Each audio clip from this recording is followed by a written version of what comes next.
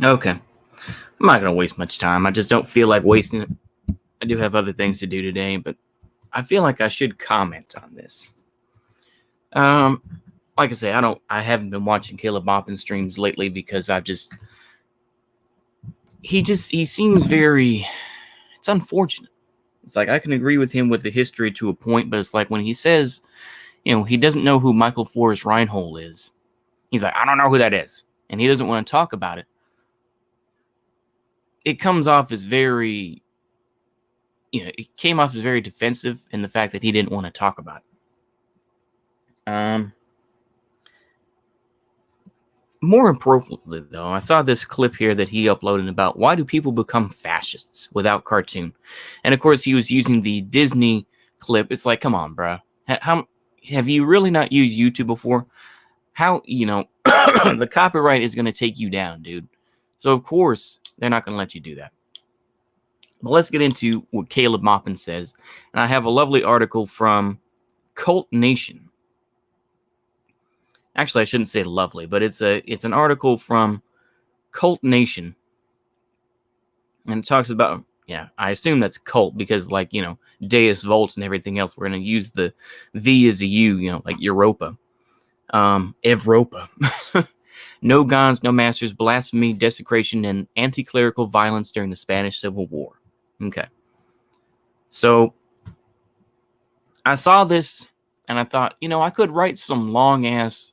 See, really, this is the whole thing. When you have a little bit of a platform, when you have enough people listening to you, now I feel like, I can make a video about it instead of writing some long, spurgy comment. So here we are. Let's go ahead and get into this. Phalangism. That is Spanish fascism. That's Franco, right? The Franco regime. And it's particularly nasty, right? Basque separatists. They used to... the way Franco would execute people was through strangulation, right? Communist regimes, they executed a lot of people, right? Death penalty was practiced in communist countries, but they tended to try and make it as painless as possible. It was, firing squad, or I've even heard of, like, they talk about the long walk, where they would like take them out of their cell, they'd be walking, and then they would from behind, just blow their head off. But, the idea was not to cause the person pain. So automatically, he does this, he automatically knows of what people would say and the whataboutism.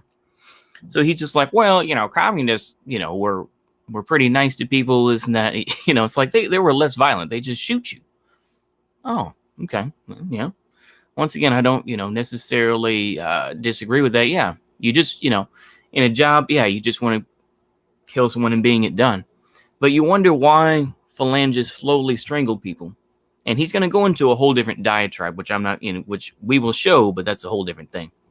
The idea was, to execute this person for breaking a law, and that was that. The idea was not to sadistically take pleasure in harming them. But fascists are a completely different breed, right? And Franco, the way they would execute people, particularly communist dissidents and Basque separatists, was strangulation. Where they would have the person with something around their neck, and they would just keep turning it slowly in front of a group of people who would be like applauding and cheering as the person's face is like turning blue and they're being strangled to death. That's fascism. I'm not going to sit here and defend the methods of Franco or the phalangists. What I will say is let's go ahead and start talking about this. Make sure nobody... Okay. Excuse me. No gods, no masters, blasphemy, desecration, and anti-clerical violence during the Spanish Civil War.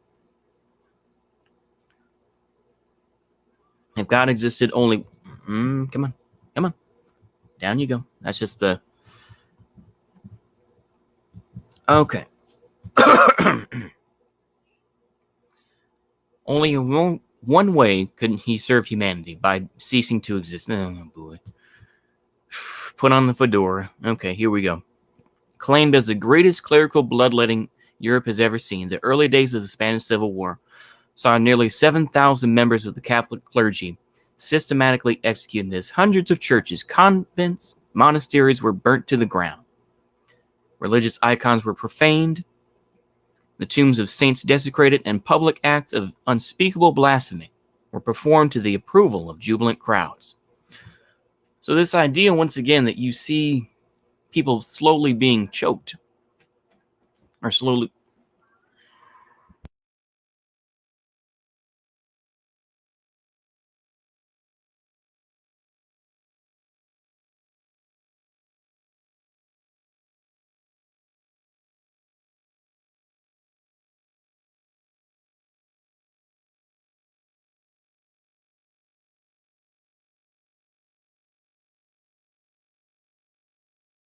All right. Oh, you didn't miss much. We're just talking about Caleb Maupin saying, why do people become fascists? And he's talking about the phalangists slowly strangling people in front of crowds. And I say, yeah, that's awful. I'm not going to sit here and try to take credit for that. What I will say is violence begats violence. Religious icons were profaned to tombs of saints. And once again, this is a cult nation. This is a... Let me make sure here. Let's look at their YouTube channel. Hello, everybody. I'm Igor Cavalera, and I'm... Okay, yeah, this is very... this is very Satanist, anarchist type shit. No, I'm not going to... Yeah, this is cringe. But let's go ahead and read more. Let's go ahead and read more here. So while much of the outside world was shocked by the anti-religious Red Terror that swept over the country, in reality, these iconoclastic acts were the culmination of nearly 500 years of popular resent. The Catholic Church was seen by many as a fundamentally corrupt institution. So here we go. Let's continue on here. We live in such difficult times that it is dangerous to either speak or to be silent. Okay. Iberian Visigoths. Well, you know what? I'm not going to just skip over this. I'll try to be good faith here. All right. First converted to Christianity in the late 6th century. The religion has played a central role in shaping the political landscape of the Spanish region, as the Moorish kingdoms in the south were conquered during the Reconquista period. The power of the Holy Roman Church was consolidated throughout the Iberian Peninsula. Indeed, the newly established Spanish kingdom was considered to be the perfect Christian state chosen by God because it was ruled by the most pure form of Catholicism in all of Europe. As can be expected, anti-clerical attitudes were widespread among the heavily taxed and regulated lower classes, with hostilities periodically boiling over into violent acts of rebellion, often directed against church, property, and officials. Okay, so I try to give a little bit of that just to try to say, okay, in the eastern provinces, yeah, Catalonia. Okay, hold on. Just talk amongst yourselves there when I'm there. Let me see here. Yeah, you didn't miss much, folks. Let's go ahead and... Okay, hold on. Come on. Let's go. Come on. There you go. All right. Come on. Let's go. There we go. All right. All right. So I'm responding to, for those that just entered into the chat here, we're responding to a video by Caleb Maupin, or at least a clip from one of his streams talking about why do people become fascists. So let's go ahead and give a little more context here. Now, fascism is Let's go ahead and phalangism. That is Spanish fascism. That's Franco, right? The Franco regime, and it's particularly nasty, right? Basque separatists used to, the way Franco would execute people was through strangulation, right? Communist regimes, they executed a lot of people, right? Death penalty was practiced in communist countries, but they tended to try and make it as painless as possible. It was, firing squad. This is just cheap sort of apologia, in my view. It's just like, well, they try to kill you, it's like they try to make it painless as possible. They just shoot you. Oh, well, gee, thanks. Or I've even heard of, they talk about the long walk, where the person, they would take them out of their cell, they'd be walking, and then they would, from behind, just blow their head off. But, the idea was not to cause the person pain. The idea was, to execute this person for breaking a law, and that was that. Excuse me. The idea was not to sadistically take pleasure in harming them. But fascists are a completely different breed, right? And Franco, the way they would execute people, particularly communist dissidents and Basque separatists, was strangulation, where they would have Once the again, person. he's very specific and says communist dissidents. He doesn't talk about the anarchists. He doesn't talk about the CNT FAI. Notice that when, he automatically deviates and says, well, communists and the Basque separatists were the ones that were killed this way. Go ahead. With something around their neck, and they would just keep turning it slowly in front of a group of people who would be like applauding and cheering as the person's face is like turning blue and they're being strangled to death. That's fascism. Fascism is... So he says that. I've got this article here from Cult Nation. Like I say, this is very much more of a satanic anarchist type of setup here. This is a fairly good article, if for nothing else than to kind of display what happened. So in the eastern provinces of Catalonia, Aragon, and Valencia, where some of the heaviest concentrations of anti-clerical violence would take place during the Spanish Civil War, the Inquisition was always a despised institution. Okay. In fact, the Catalan resistance became so widespread that fearful inquisitors... Okay, yeah. So he so he says, however, on the whole, the resistance proved futile. For over 300 years, the Spanish people were subjected to a nightmare existence of paranoia, censorship, persecution. The main victims were Jews, followed by Muslims, Protestants, and heretics of various distinction. But the oppressive chill was felt throughout all levels of Spanish society, both in the public and private spheres. No offense against moral order. Okay. So I'm trying to be fair here. I'm trying to read the whole thing. It's been a while since I've read this, but yeah. So Spain's long nightmare came to an end in 1834 when the institution was formally abolished by royal decree. It is estimated that 30,000 people were executed during the Spanish Inquisition. Another 17,000 people were burned in effigy, and nearly 300,000 penanced in various other ways. Psychological scars left behind. Okay, let's continue on down here. We're going to skip on down. We're going to get to the good stuff here. The battle lines are drawn. It is clear that nowadays, hatred towards the church runs deeper than hatred towards capitalism. Canon Maximiliano Arboleda, social liberal Catholic leader, quoted during the Asturias Uprising, October 1934. Okay, we're going to go ahead and skip on down here. Of course, that famous picture that anarchists use every chance they get to dab. General lawlessness led to the military coup of General Miguel Primo de Rivera in September 1923. Martial law was declared, the Constitution suspended, labor unions suppressed. The coup was backed by King Alfonso XIII and his traditionalist supporters in the military and Catholic Church. Okay, well, let's get into what the anarchists actually did, which is much more interesting. So the spark was provided when provocateurs played monarchist anthems in the streets of Madrid to protest the new republic. In response, widespread rioting broke out for 3 days, and once again the church became a focal point for popular anger. As the social unrest spread across Spain, hundreds of convents, churches, Catholic schools, and other religious buildings were torched, an event infamously known as La Quema de Conventos, or the burning of the convents. During the progressive reforms and concessions made by the new Republican government,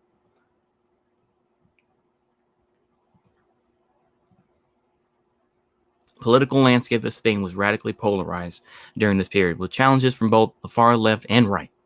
The situation only got worse after the 1933 electoral victories. Okay. The uprising was eventually put down with 3,000 minor. Okay, churches burn as the nation bleeds. We rounded up all the priests and parasites. We lit our torches and applied the purifying fire to all the churches. And we have covered the countryside and purified it of the plague of religion.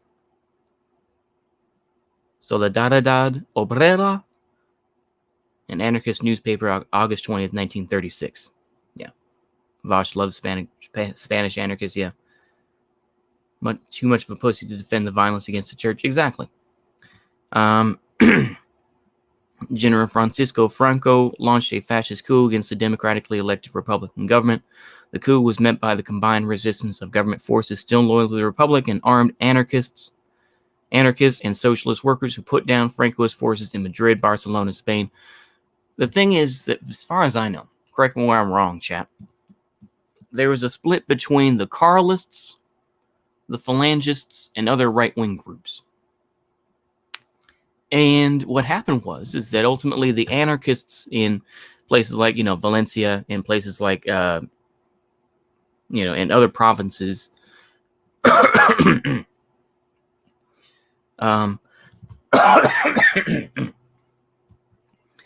spurred a lot of folks to bury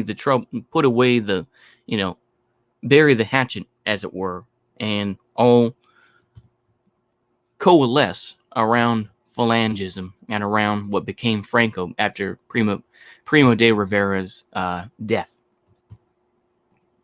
So yeah, the Spanish anarchists raped and butchered nuns, and executed priests. Even the Marxists were turned off by this. Yeah. Once again, though, it's interesting, of course, that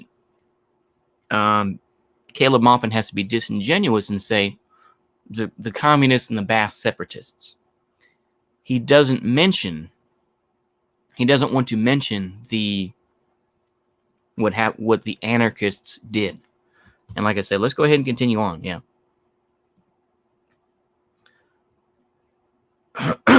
Priests preached hatred against the Reds from their pulpits, blessed Franco's troops, and some even adopted the fascist salute. In a public declaration, Enrique Pla y Daniel, the bishop of Salamanca, referred to the military uprising as a crusade against the children of Cain, a crusade for religion, for fatherland, for civilization. The feelings were mutual, and with war declared, there was no holding back. The bitter feelings towards the church, held by thousands of radicalized workers who took to the streets and were now armed, following the failed Francoist rebellion, attempts in the Republican stronghold areas. Members of local militias methodically executed clergy members and destroyed church property. The wave of clergy killings touched off by civil war was staggering, even by Spanish standards. According to the most accurate estimate, 6,832 members of the Catholic Church were killed during the Spanish Civil War, a majority during the first 2 months of fighting. This included 13 bishops, 4,172 diocesan priests, and seminarians, 2,364 monks and friars. That doesn't make any sense to me. Why would you? It's like, okay, bishops and other folks that directly influence what people hear is one thing, but monks and friars, why would you kill monks? This is the same type of thing, that happened in China. Why would you kill Buddhist monks? These are folks that are way off, that have their beliefs, and are giving themselves over to Buddha or to God. Why would you kill them? That doesn't make any. It's just because you wanted to dab on religion more. I don't get it. Yeah. I wonder if more Catholics would have been Republicans if it wasn't for the executions. Maybe. And 283 nuns. The majority of these killings were collective in nature, with groups of clergy members rounded up and publicly executed. This wasn't just a matter of personal prejudice or revenge, but a passionate expression of social revolutionary vengeance inspired by centuries of hatred towards the church. In fact, these feelings were so extreme that even after the death of bodies of clergy members were subjected to public mockery and mutilation, or else dragged through the streets. In one example, the parish priest bodies. When Caleb Maupin wants to say, well, it was, once again, he says very carefully, of course, well, the communists and the Basque separatists, and of course and they were just slowly strangling them in the streets. Violence begats violence. So when you see here that they, were subject to public mockery, mutilation, or dragged through the streets, what do you think is going to happen? What do you think is going to happen?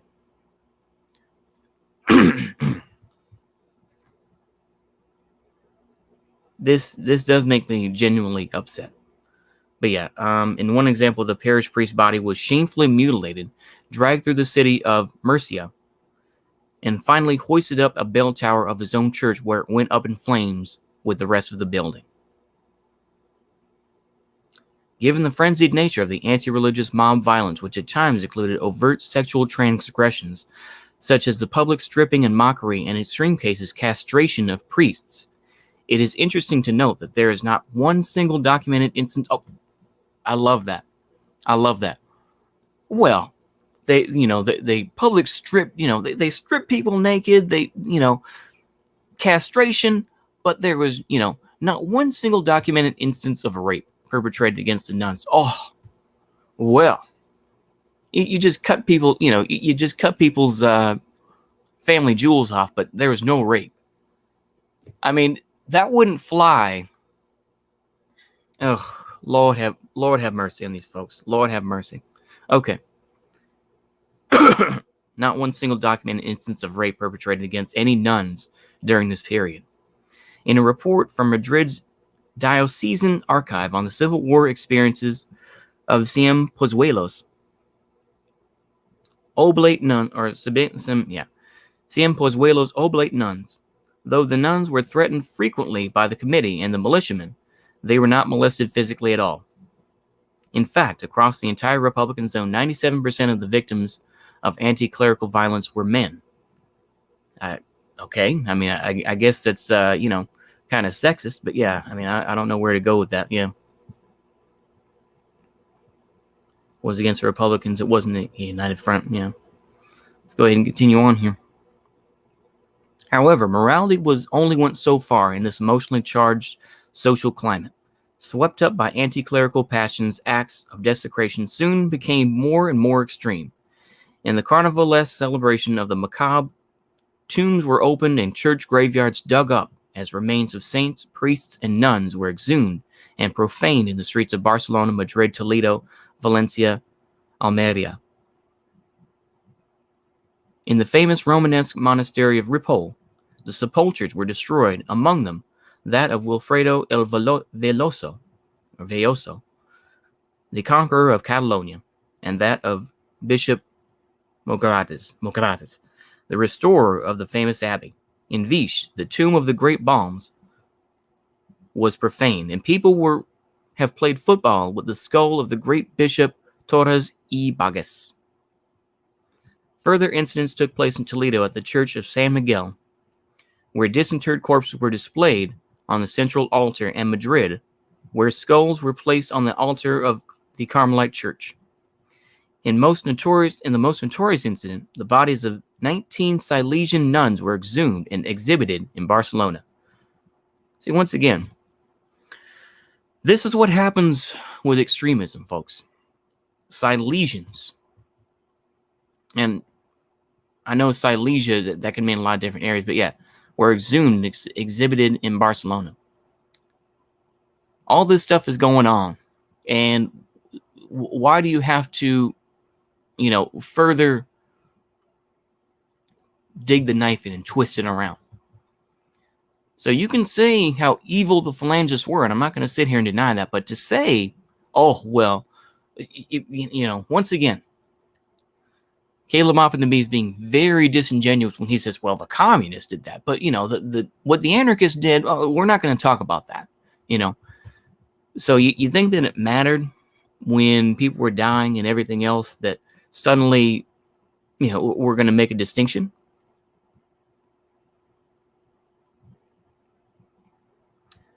So here they remained for 3 days, during which time more than 40,000 people filed past them, sometimes silent but often jeering. These acts of post-mortem desecration are as bizarre as they seem, were considered by anti-clerical participants to be a bold defiance of religious taboos that challenged the power of the church and exposed the mystery and occult forces of Catholicism as powerless in the face of irreligious attack.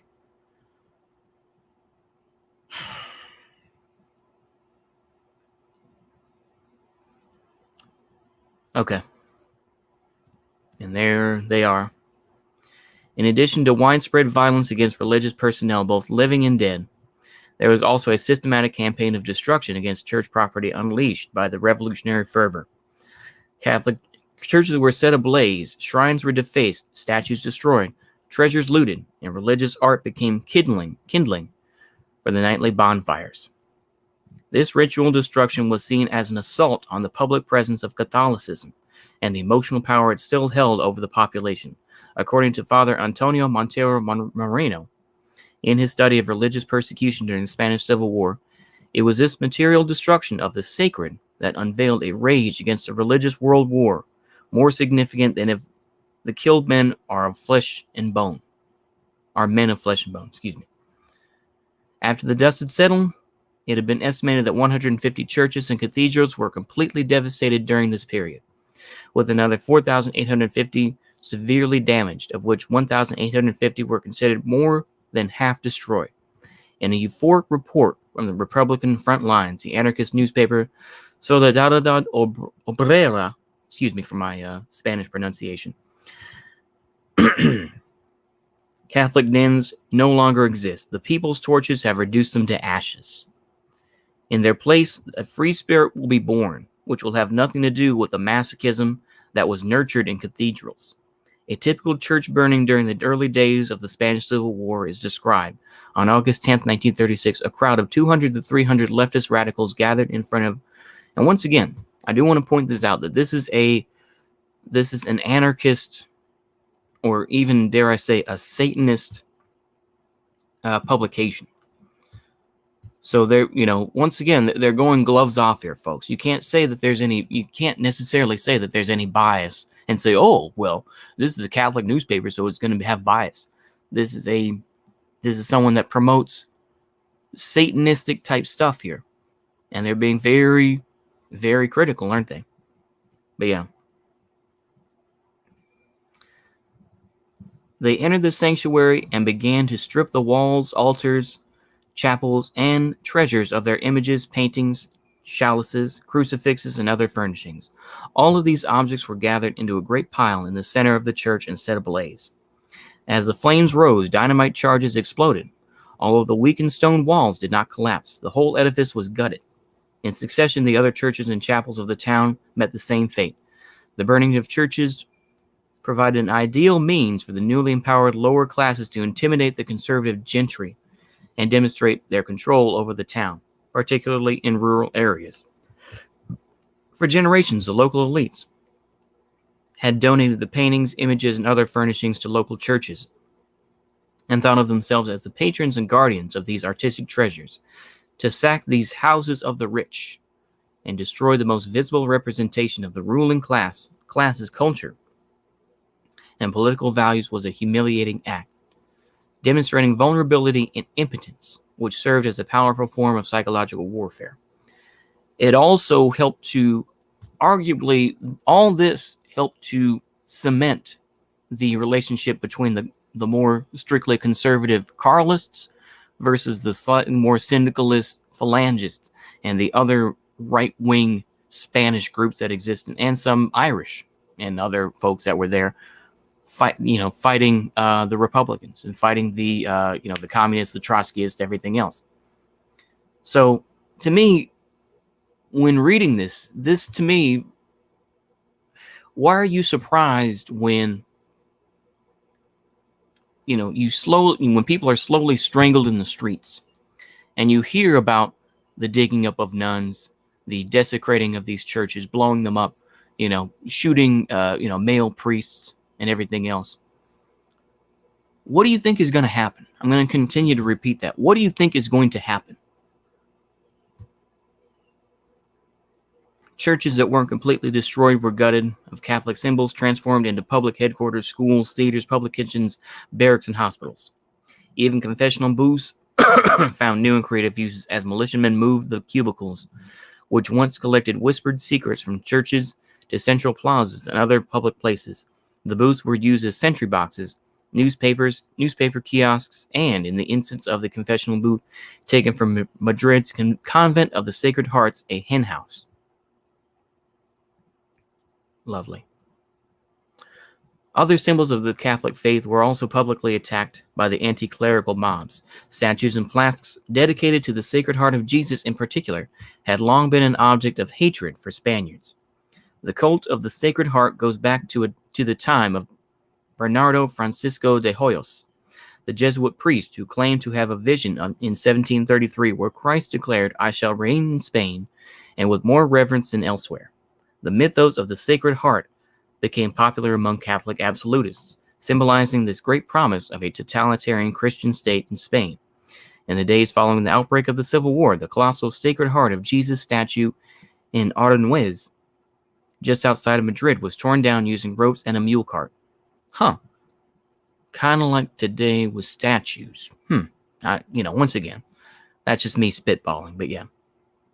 Elsewhere in Spain, images of the Sacred Heart were burned, smashed with pickaxes, hurled from balconies, and publicly executed by firing squad. Public blasphemy and mock religious events took place. Okay, this is another bit. This just seems childish. I remember reading this before. This is just a childish sort of neener type stuff. Near Madrid, right-wing sympathizers were forced to march in Catholic procession while armed revolutionaries dressed in priestly robes sang obscene parodies of religious hymns on the feast day of Our Lady of Consolation. There was also reportedly mock weddings performed in Ciudad Real, where the city's prostitutes followed by mock processions with all their trappings. So you have these forced marriages with prostitutes. This is all just such childish sort of, it's like, at least before, mentally, and maybe on a certain level I can believe, maybe it's like, oh well, they're destroying the mystical control of Catholicism. But this whole sort of neener, let's force people to marry prostitutes, can we? Let's do that. That's just, that to me, once again, is just pitiful childishness, in my opinion. Yeah. Orwell totally glossed over this in homage to Catalonia. Yeah. What goes around comes around. Yeah. I noticed that too. Was Orwell unaware on board? Yeah. In Alcaniz, a town famous for its Holy Week events, people organized a parody lamentation of Christ procession. And in Calanda, a group of local elites were forced to carry the image of the Virgin of the column through jeering crowds to the town's bull ring, where it was destroyed. As the revolution progressed, militant secularization efforts advanced throughout the liberated areas and swept aside anything associated with the church. Anything, whether institutions, streets, villages, or geographical features named after a priest or saint, was apt to be renamed. In Catalonia alone, more than 100 villages whose names began with Saint or Santa or Sant or Santa were renamed. One could not even say goodbye using the conventional expression adios, since the revolutionaries corrected anyone adhering to old habits by reminding them that there was no God in heaven. So I'm going to go ahead and drop this link here. For anyone that wants to read this, I skipped over some bits, admittedly. I'm going to go ahead and drop that in. Anyone wants to read it, you can do that. I encourage y'all to, look at it. Conclusion. Spain eventually fell into Franco's nationalist alliance, which was backed by the German Nazis, Italian fascists, and Holy Roman Catholic Church by the end of the war. So you did, once again, why is this a surprise when you say, well, it was backed by the Holy Roman Catholic Church? Well, when your churches are destroyed, when they kill your priests and all that sort of thing, golly, why do you make me turn back into the fascist that I was? Okay, go ahead.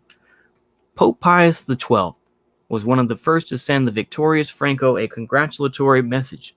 In it, he signed out Spain as a nation historically chosen by God to spread the message to the New World as an invincible bulwark of the faith, which provided the clearest proof that, above everything else, the eternal values of religion and the soul still survive. With the blessing of the church, over 50,000 people will be rounded up and executed under Franco's White Terror campaign between 1939 and 1946, with many more imprisoned or sent into exile. A new Spanish Inquisition had begun. Violence begats violence. I'm going to say that one more time. In the aftermath, churches and public spaces all over Spain were filled with commemorations of the victors. Well, okay. Once again, this just seems like, okay, why are you mad? I don't get, why are you angry about this? In the aftermath, churches were seen as this, or, you destroyed churches, and you feel as you want to about these things, but building up that amount of anger in Catholics and what became the right wing in Spain, what became the alliance of right wing groups in Spain. What in the world do you expect? What in God's name do you expect?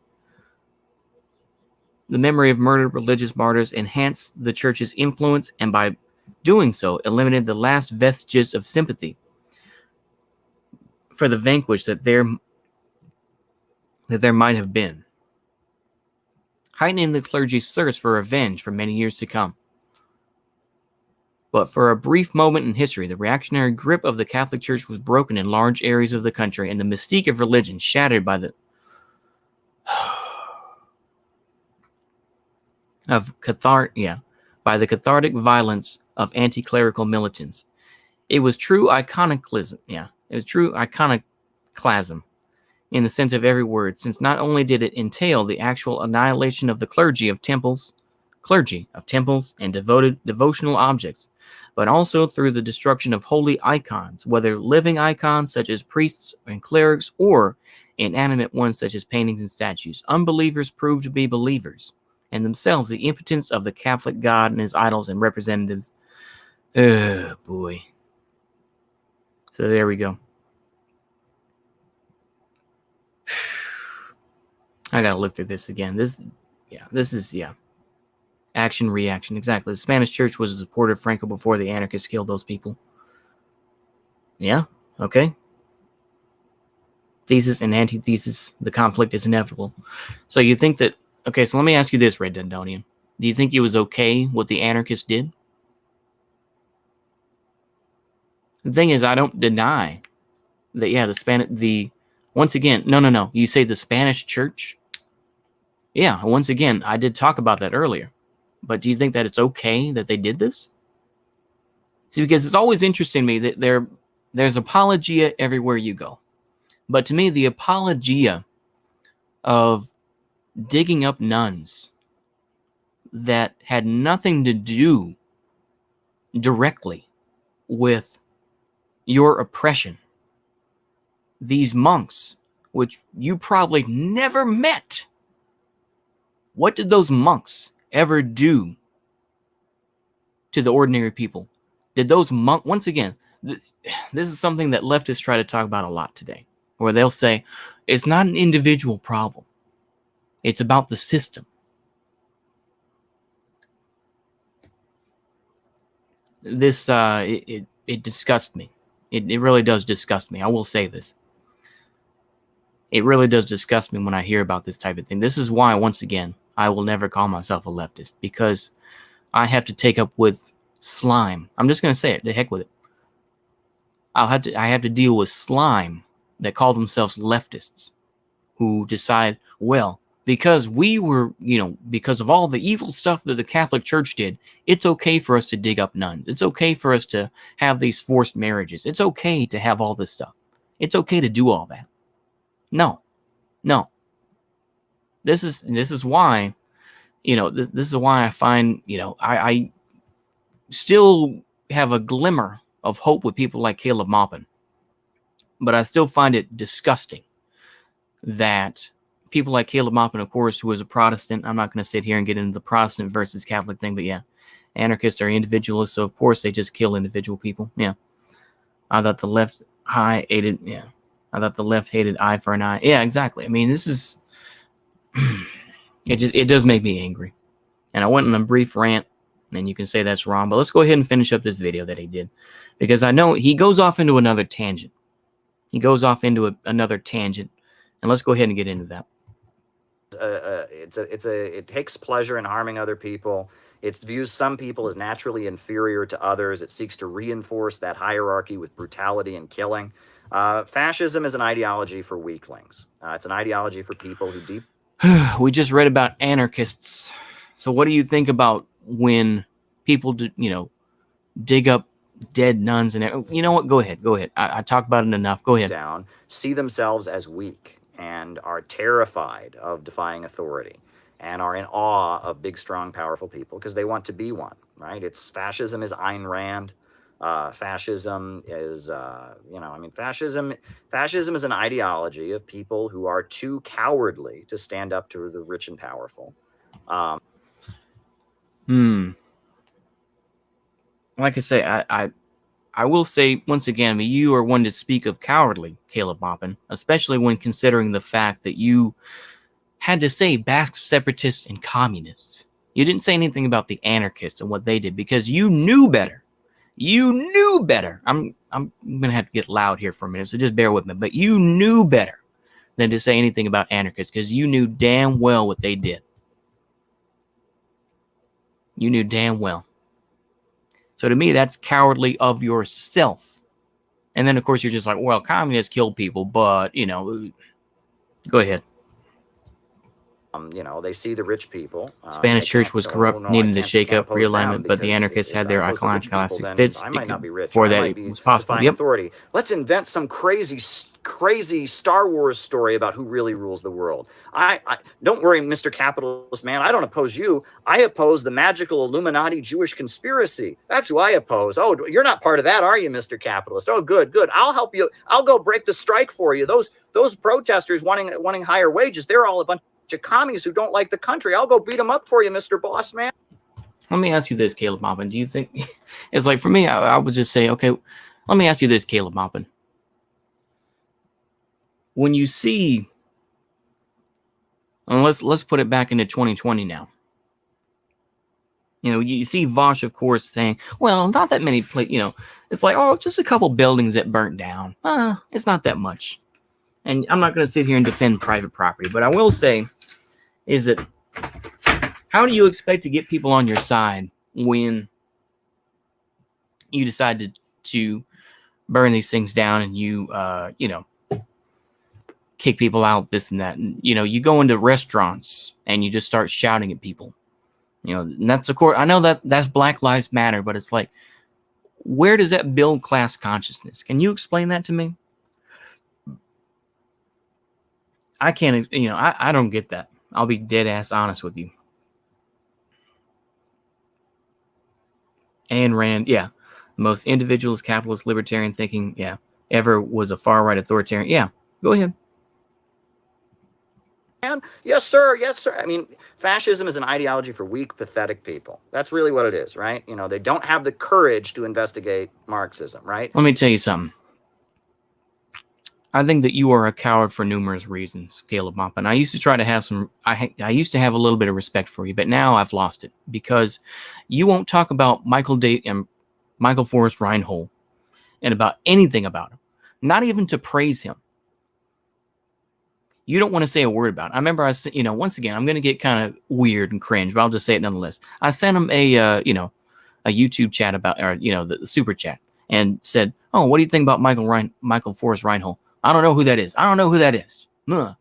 Or, the death of Anime Aquash when he was talking about the trial of, I can't think of it now. But, talking about the American Indian movement. And he just says, oh, well, Anime Aquash, we don't know who who killed Anime Aquash. We don't know who did that. To me, that's cowardice. So you can say fascists are cowards, this and that, fine. Fine. I'm not going to sit here and argue with that. But when you start throwing around the word cowardice and you don't look at your own self, that's pretty fucked up. So much of fascism is just, how can I not be a communist? Okay, well, geez, I can't be a communist, so, geez, but I want the economy to get better. I know, I'll be a national socialist, right? Because regular socialists are unpatriotic. My boss told me that. I can't be a communist. My boss told me communists are unpatriotic. So, Well, no, once again, all you have to do is look at history, Caleb. All you have to do is look at the history of it, and you see what happened. Such as with the Bavarian Socialist Republic that wanted to more align with the Soviet Union. Even Nazbols, of course, Nazbols wanted to have a cooperation with the Soviet Union. So this idea, once again, Caleb, where, Lord have mercy, go ahead.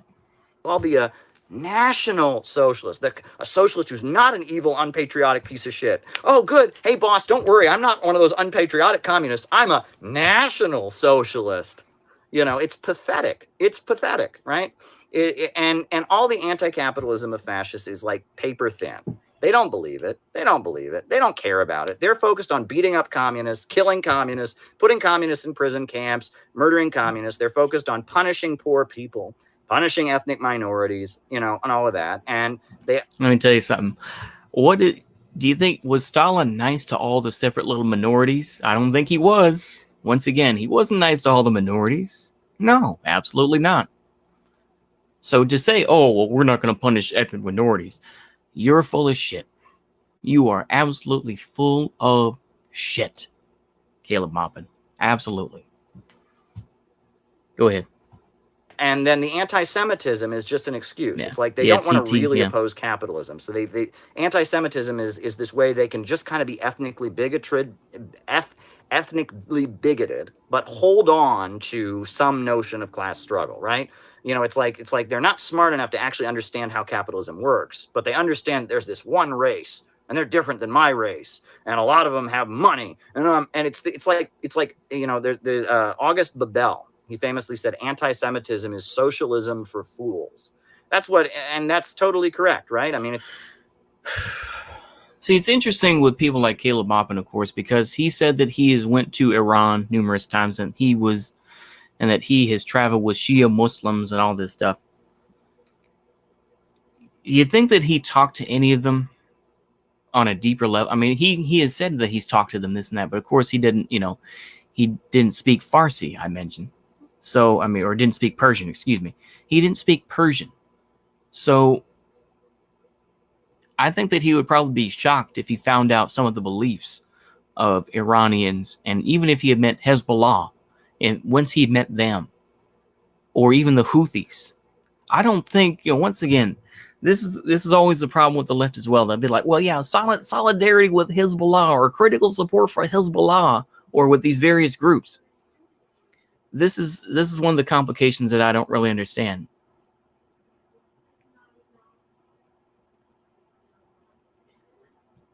I really don't get it. I don't get this sort of belief. Where it's just like, once again,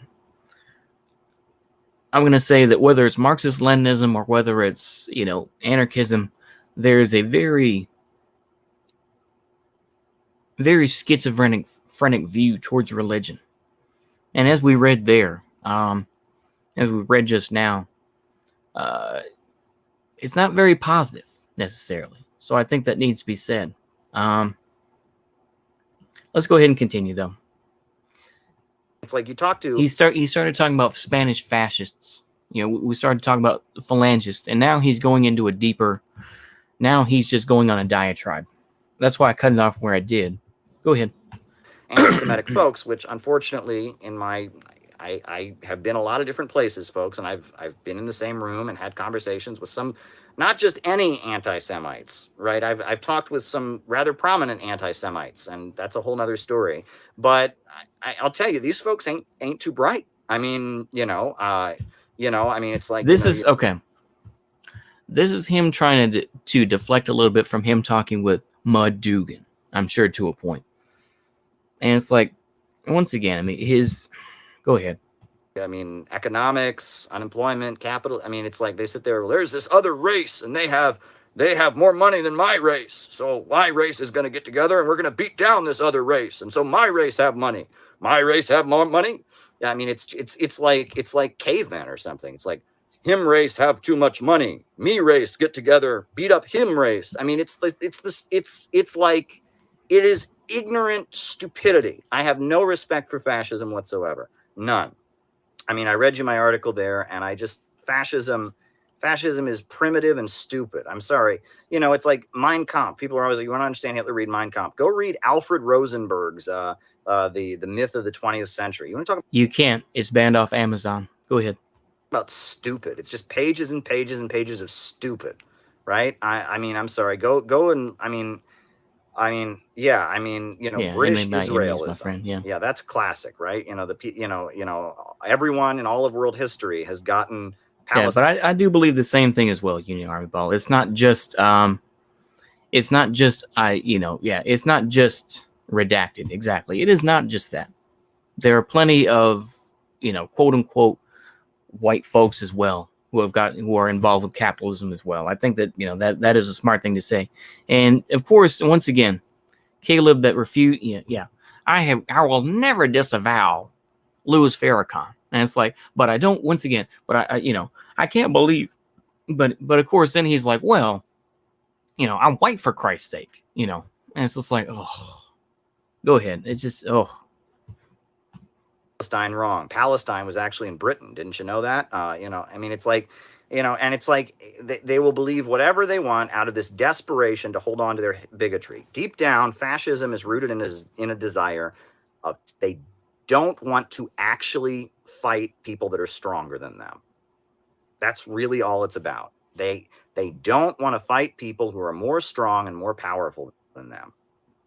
When they see a powerful person beating up on someone weaker than them, they just sympathize with the powerful person. They sympathize with bullies.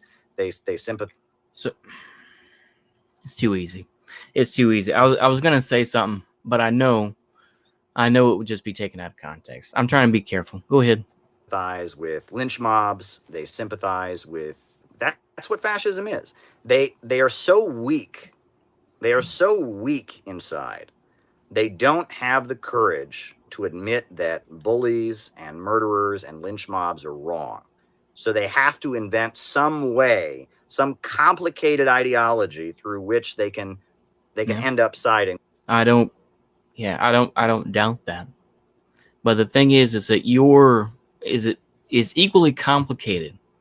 And of course, it's equally bullshit when Marxist Leninists or whoever, whichever group of people on the left will say things like, well, we still, we support Hezbollah, this and that. Oh, we support, of course they'll say, but, we don't like the anti-Semitism. Or, oh, we support the Houthis, but we don't like the anti-Semitism. Ugh. With the bullies and mass murderers and racists and bigots. That's all it is. That's really all it is. And sorry to get fired up, but I just, I mean, I'm sorry. That's what it is deep down. Fascism is a broken person. It is a broken person. Yeah, right. Fine. It is. Who isn't broken today? I would say this, Caleb. You're probably broken to a point, but the thing is that you want to, instead of who you were, which was, more of a long-haired sort of guy, who looked like you were in a grunge band. Now you have a nice little haircut. You obviously keep your hair in order because it does get curly. You put on a nice suit, don't you, sir? So the idea that people aren't broken inside, and you say, oh, well, it's just fascists that are broken. Everybody's broken inside to a point, if we want to look at it that way, to a point. Capitalism makes us that way. But to say that this is why, once again, and maybe this is an excuse, maybe this is me manipulating people, but I feel like this is why class consciousness is a myth. Class consciousness is a myth because of the hatred that is built up against people. And as much as, there's going to be some lefties, and of course now the new flavor of the month is QAnon. They say, well, all these QAnon people, they're just so stupid, they're so retarded. You say what you will. I don't believe in QAnon, and I don't care about Trump, to be honest with you. But when you decide to discard all these people and you say, well, they're just too dumb, they're too dumb for their own good, then class consciousness is impossible.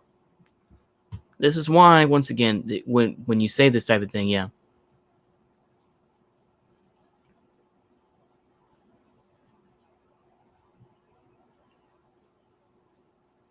I don't I find it disgusting when he decides to throw people out. And it's like, if you don't think that fascists can be reformed and you start killing people, regardless of how you kill them, as he said in the beginning, that, Franco's folks, slowly choke people. It's like, yeah, okay, that's pretty awful. It was pretty awful what happened to the Catholics as well. But of course, it's just like, well, if you don't think that fascists can be reformed, then what's the point of class consciousness? What's the point of trying to get everyone on your side to fight capitalism? What's the point of it if you can't reform anybody? Right? That's my view. Correct me where I'm wrong.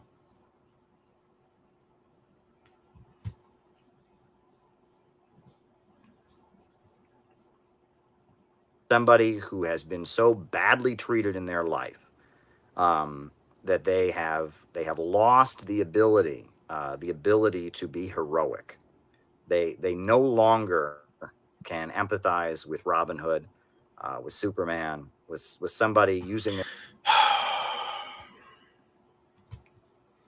And you are dehumanizing people.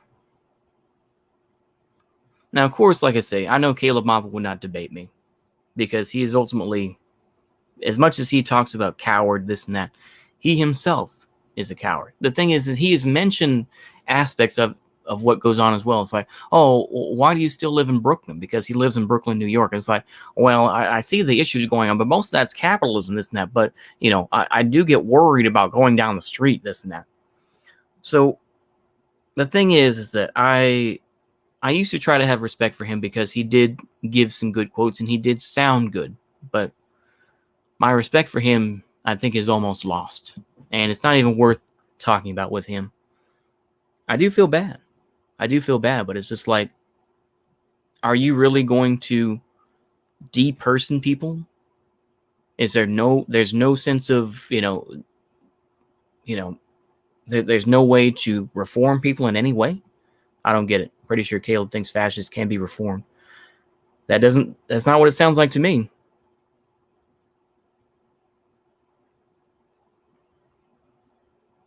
So he says that these are broken people, though. What does that imply to you?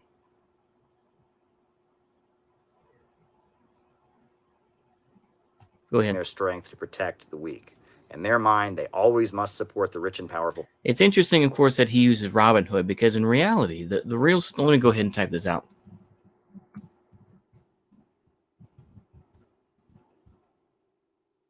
The real story of Robin Hood.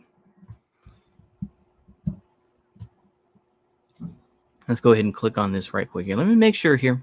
Maybe it's just capitalist propaganda. Let's go ahead and click on this. Let's go ahead and look through this. Subject of ballads, books, films. Robin Hood is produced. Okay, let's go ahead and cut to the chase here. Beginning in the 15th century and perhaps even earlier, Christian revelers in certain parts of England celebrated May Day with games involving a Robin Hood figure. Christian revelers. Okay.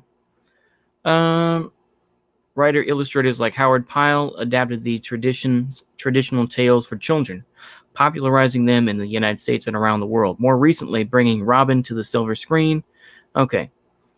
Throughout Robin's existence, writers, performers... Okay, let's cut to the chase here. English legal records suggest that as early as the 13th century, Robin Hood, and other variations have become common epithets for criminals. Okay, all right. The first literary ballads about a violent yeoman who lived in Sherwood Forest with his men and frequently clashed with the Sheriff of Nottingham. Rather than a peasant, knight, or fallen noble, as in later versions, the protagonist of these medieval stories is a commoner. Little John and Will Scarlet are part of this Robin's merry crew, meaning at the time an outlaw's gang, but Maid Marian, Friar Tuck, and Alan Adale would not enter the legend until later, possibly as part of the May Day rituals. While most contemporary scholars have failed to turn up solid clues, medieval chroniclers, not even John Major's History of Great Britain, for example, is he depicted as a follower of King Richard. We may never know. Okay, that didn't really turn out too well. Oh well, let's go ahead and continue on. Person I'm just curious because I've heard that Robin Hood was not the greatest person. I was just saying. Go ahead. Must always support the more privileged person. They must always support the person in the position of power because they've been broken. They have been broken of their ability to assert their humanity. So there you go. Well, yeah, there you go, sir. Like I say, he doesn't debate fascists anymore. He did. I will give you that. He did debate people like Cultured Thug, this and that, but now he refuses to debate them. Because when he talked with Eric Stryker and Mike Enoch, he just said, no, I'm tired of doing that. And I was involved. I was definitely blocked by him on Twitter. I used to follow him. But yeah, he blocked me and everything else. So that's how people feel. I don't think his talk with CT could be described as a debate. I remember him saying he was. So the differences would be obvious. Yeah.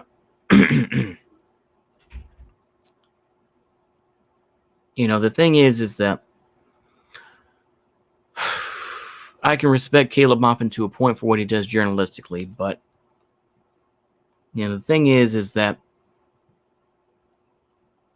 I think Adolf Stalin has improved his audio quality. Just wanted to let you know. Oh, okay.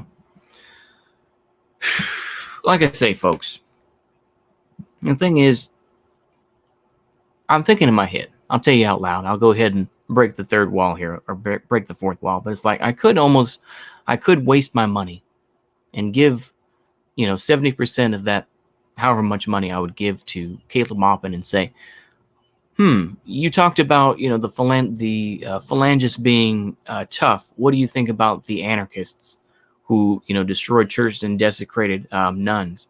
And of course, I know that he would just be like, well, he would find some sort of way to weasel out of it. I know. Because the thing is, I asked him a question, what does he think about the EFF in South Africa?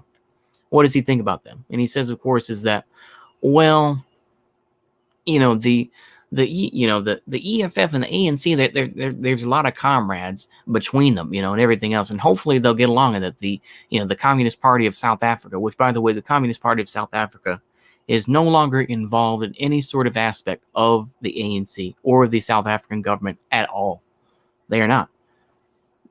The Communist Party of South Africa is a pariah. It's a pariah. They are not connected with anything. And I find it hugely disingenuous when he answers these questions. I used to try to have respect for him. He didn't, the thing is, he lives in Brooklyn.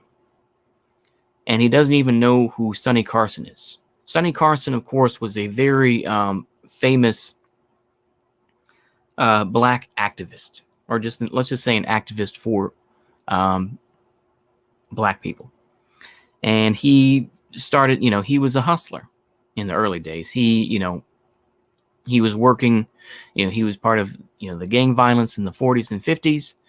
And he was in the United States Army for a brief time, went to jail, came out, and he was part of CORE, the Center of Racial Equality. I think let me see here.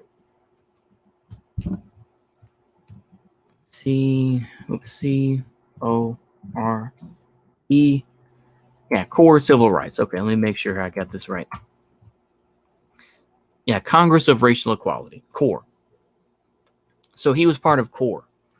And the thing is that Sonny Carson was part of that. I can't remember. He changed his name to African name. I can't think what it is offhand. But anyway, Sonny Carson was a fairly famous guy. He was part of CORE.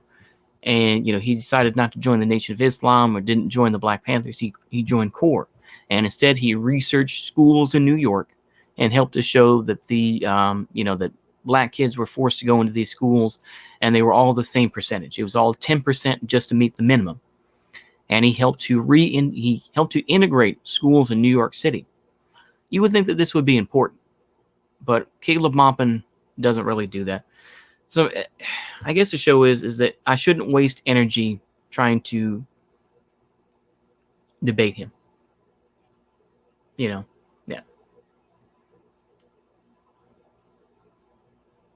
Yeah.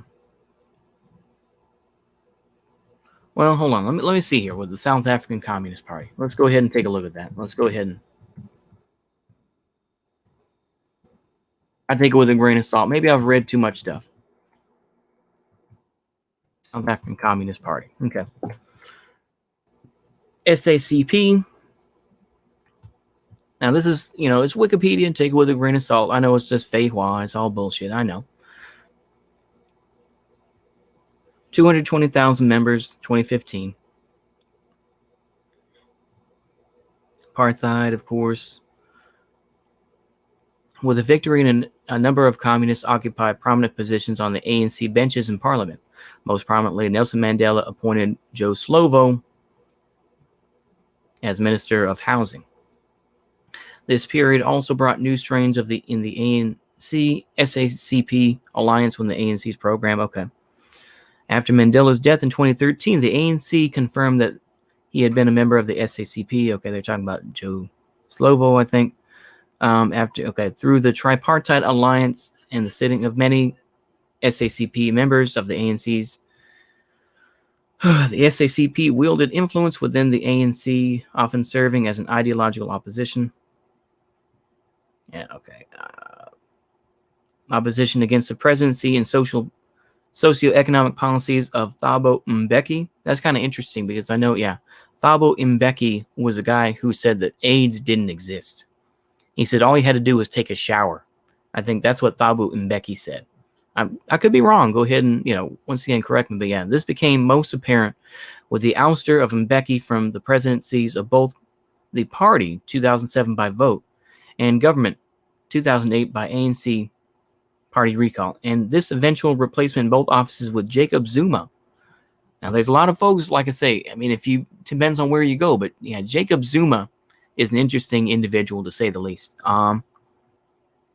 Jacob Zuma, was somebody who I think that the fire department came in just to fill up his pool, I think. And, of course, there are plenty of other things as well. Who is widely seen as being more conciliatory towards the ideological demands of both the SACP. Okay, fair enough then. It sounds like, chairs, prominent members, veterans. All right. Fair enough then. Fair enough, yeah. How dare you use a website that's constantly being updated and fact-checked by thousands of experts? Yeah. Turned into a soak dam before he died. Shame, yeah. Yeah, Joe Slovo. Yep. But that's what happens, though, when you get older. You become a soak dam because, you're a little too fearful that ultimately your own stuff would be destroyed. So that's why people become soak dams, because ultimately they're like,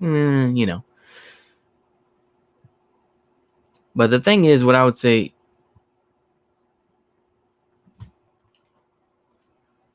is this, is with the EFF, he's just like, well, but to me, I know it's a waste of energy to be like, oh, well, to send him some email or something like that. He's not going to change his mind. I get that. And I'm not going to waste my energy on it. I shouldn't. I should just move on with my life and just say, okay, well, I'll watch his little videos on, his RT clips. But yeah, to try to, well, that just goes to show the weaknesses of it. Revolutionary thought decreases with age. Yeah, it does. It definitely does. And material conditions, yep. The material conditions change when you get older. You want to be able to have medical supplies. You want to be able to have people that are willing to, if you have a lot of money in the bank, you want to be able to depend on that money, so yeah. But of course, there are plenty of people that, will claim to be revolutionaries till the day they die and everything else. But yeah, I think that, what can I say? What else should I say? Ultimately, look, it is disingenuous to me when, you simplify things and just say, well, the phalangists slowly, choke people in the streets and yet doesn't want to talk about what happened with the Catholic Church, which I find disgusting. I already said that, though. But of course, this is the apology that will happen. And this is why, like I say, and you, chat can gladly disagree with me, but I still feel like class consciousness then is a ridiculous farce then. True revolutionaries do exist, but they're few and far between. Yeah, that is true. And that, this true idea of class consciousness doesn't exist. And even if it did, it was temporary. Because eventually these other groups will go off and they have their own loyalties to different groups. if you work in HVAC, you are going to, be aligned with the people who produce the air conditioning units. So they align with them, or plumbers align with this group of people, or whatever the case may be. So this idea of class consciousness to me is temporary. I still say that. And you can gladly prove me wrong and say, no, but that's fine. The thing is that as you get older, you become more and more jaded. You do. And some of y'all are fairly young. Yeah, class consciousness is bullshit. I think race is more important. Yeah, I mean, I think that your beliefs are important as well. I think, yeah. But I think that there's definitely the attitude of when worst comes to worst, my peoples come first.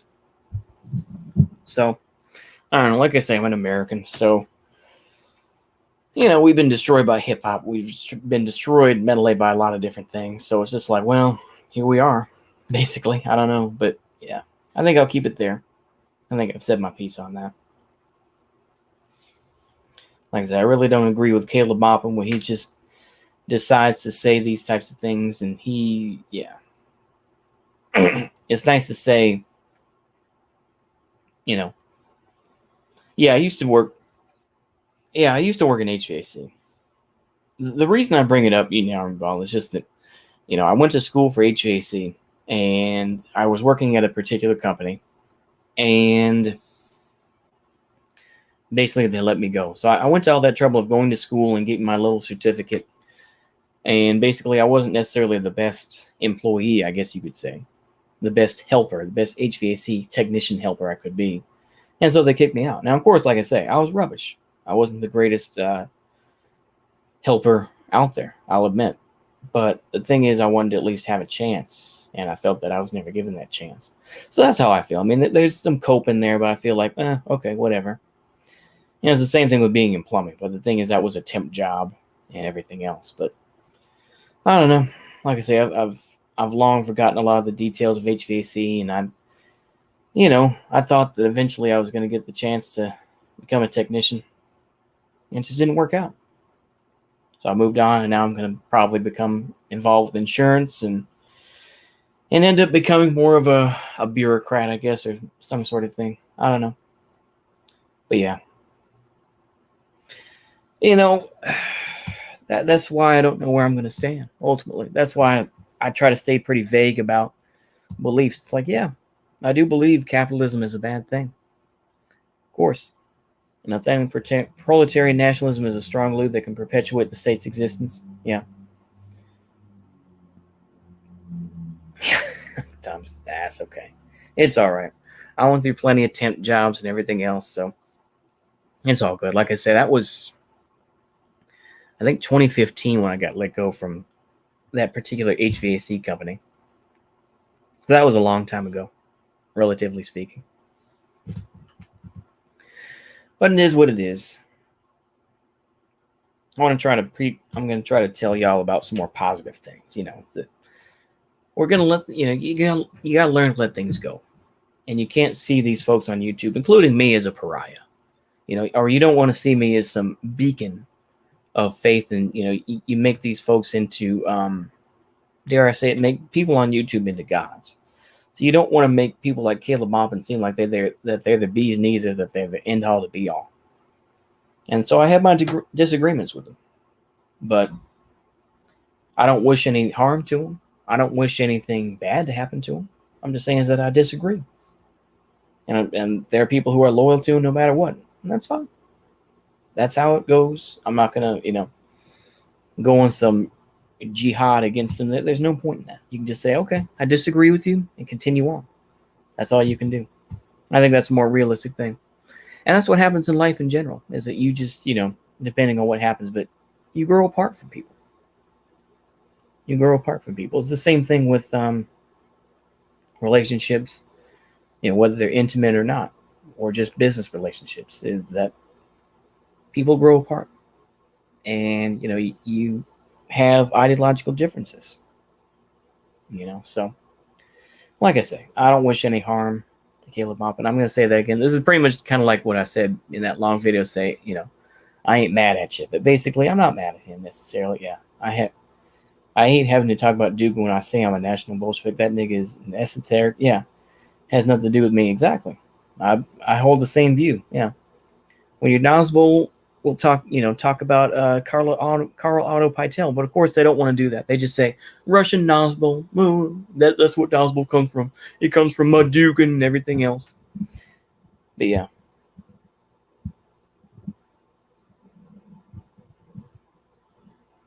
John Berkshire. Respecter on Spain.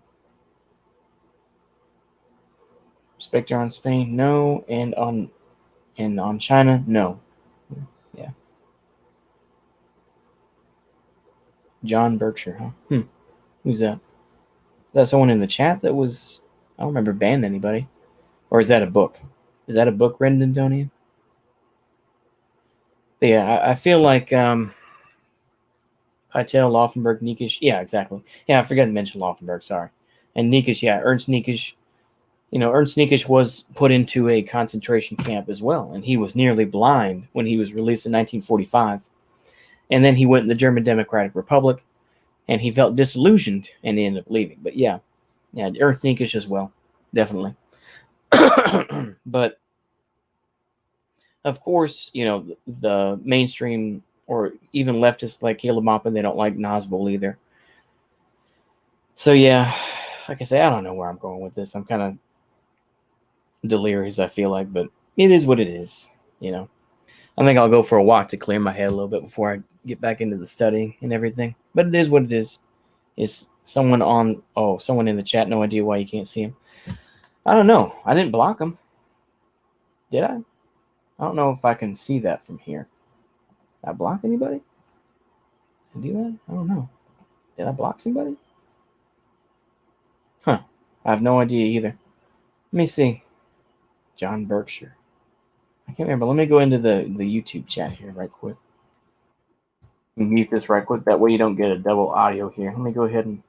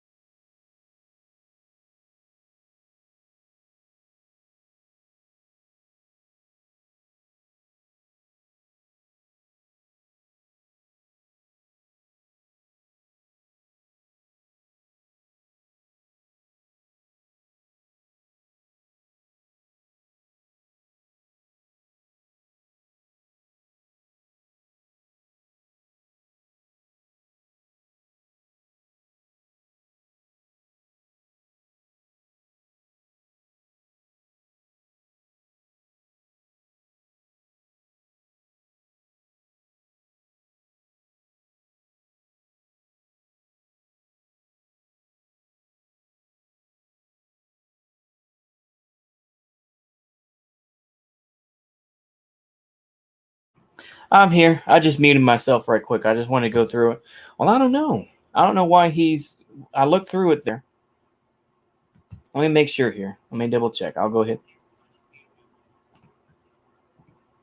Okay. Huh. I don't know what happened with that.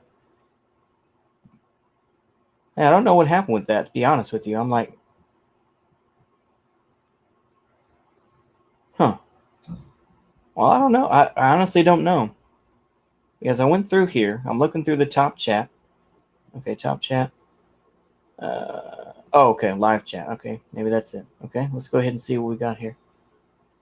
It doesn't show it here. Do y'all see it? Huh. I mean, I don't see it. I don't see it. Do y'all see it? Because I didn't see what he was, well, shoot, I don't know. Because I don't remember, I mean, y'all see that I had someone blocked and everything else. I mean, huh. That's weird. I see John. I don't know. Yeah, like participants. Okay, there's the participants right there. All right, I don't know. I'm just playing around with this now. I have no idea. Okay, well, that's all I can really say here on that. Okay. Well, sorry about that, folks. I don't know what it is. Because as you can see, I don't have them blocked. I turned off the folks that I did have blocked. So I don't know. Anyway, I think I've said my piece. Like I say, you can go ahead and disagree. Apparently, someone did already disagree and left a dislike. That's all right. That's okay. I'm not going to sit here and get mad about it. I don't know. Maybe. I have no idea, though. I really don't. Because I'm not. Yeah, I haven't really blocked that many people like I showed y'all. You know? Let me see here. I have no idea. Private chat, settings. I have no idea. I have no idea why.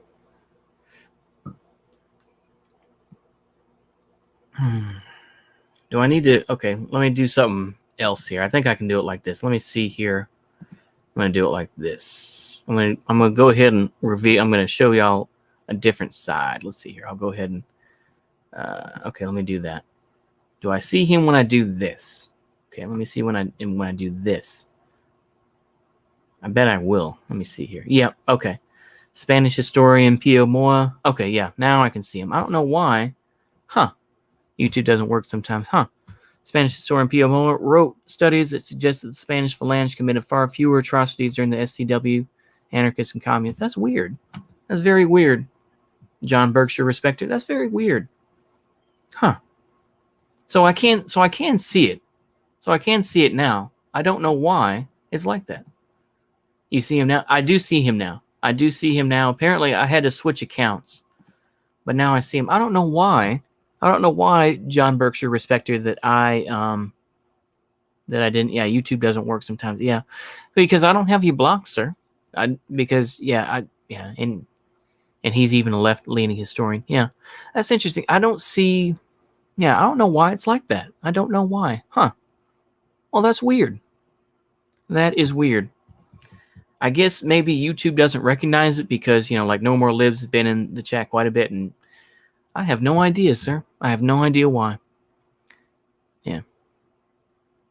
Well, I apologize for that then. It's nothing, as I showed you there, John Berkshire Respecter. I didn't block you in particular, but yeah. See you later, Ren Dundonian. Have a good one. I think I'll keep it there then, I guess. But yeah, I've said my piece on it. I got a little wild, not too bad. I think I'll keep it there. I hope y'all have a good day. And that's all I got. That's all I got. So from there, I guess we'll go ahead and say goodbye. So long, farewell, auf Wiedersehen, goodbye. And maybe we'll have a stream tomorrow, maybe not. We'll go ahead. I'll see how things go. We'll keep it there. And so see you later. Goodbye.